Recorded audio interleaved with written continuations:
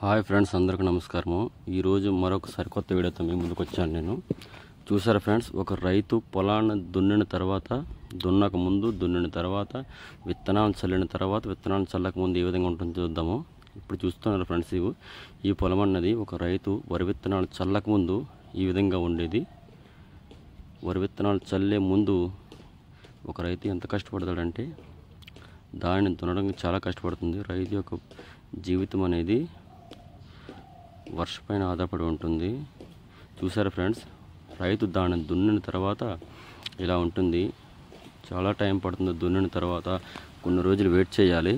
Wait చేసిన తర్వాత ఆ భూమి అనేది ఈ విధంగా తయారవుతుంది. చూసారా ఫ్రెండ్స్, ఎక్కడ కానీ పెద్దగా ఎక్కడ గడ్డి పెద్ద పెద్ద గడ్డి ఫస్ట్ మీరు చూసిన వీడియోలో మాత్రం పెద్ద పెద్ద గడ్డిగా కనిపించేది తుప్పలు అవి.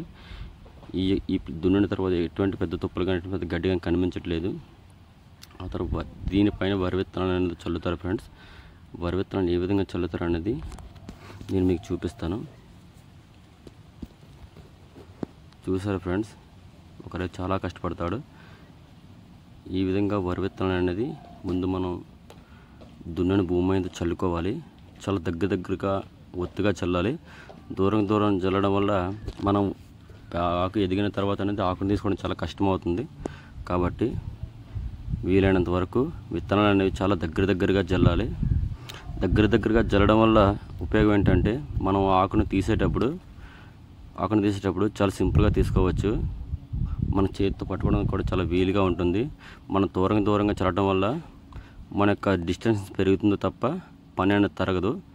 దీని ద్వారా ఏం చేయాలంటే మనము వరి విత్తనాలు అనేది చాలా దగ్గరగా చల్లుకోవాలి.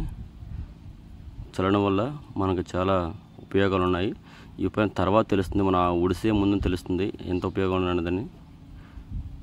చల్లిన తర్వాత మనం ఏం చేయాలంటే దేనైనా ఒక కర్రను కానీ లేదా ఏదైనా చిన్న ఇనుప వస్తువుని కానీ తీసుకొని మనం చల్లిన ఏరియా ఏదైతే ఉందో ఆ ఏరియా మొత్తాన్ని చిన్నగా తవ్వాలి.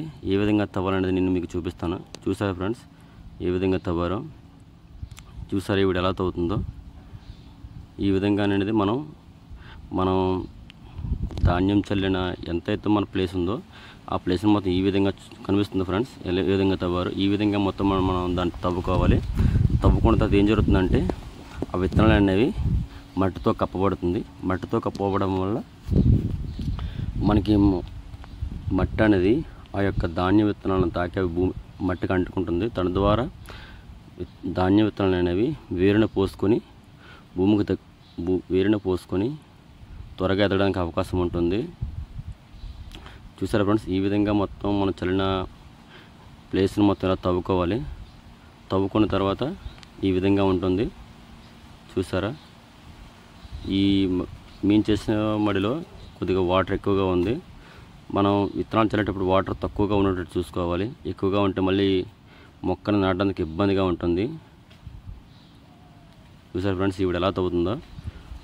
ఒక అతను చూసారు లాస్ట్లో గట్టేస్తున్నారు. ఎందుకంటే మనం తవ్విన తర్వాత ఈ విధంగా ఉంటుంది. తవ్వే ముందు మనం ఏం చేయాలంటే చూసారా ఫ్రెండ్స్, తవ్విన తర్వాత అంత అయిపోయిన తర్వాత ఒక వారం తర్వాత మన యొక్క పనికి ఫలితం అనేది ఏ విధంగా కనిపిస్తుందో చూసారా ఫ్రెండ్స్. చిన్న మొక్కలు వచ్చాయి అంటే ఈ గ్రోత్ అనేది 1 వీక్లో మనకు వస్తుంది.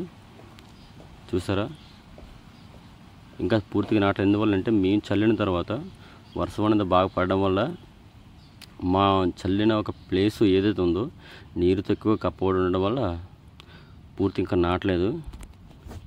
అందువల్ల కొద్దిగా టైం పడుతుంది. కానీ అట్లీస్ట్ ఇంకొక వారంలో ఎంతైతే ఉందో మొత్తం అంతా నాటడానికి అవకాశం ఎక్కువగా ఉంది. Thank you friends. వీడియో నచ్చినట్లయితే లైక్ అండ్ షేర్ చేయండి.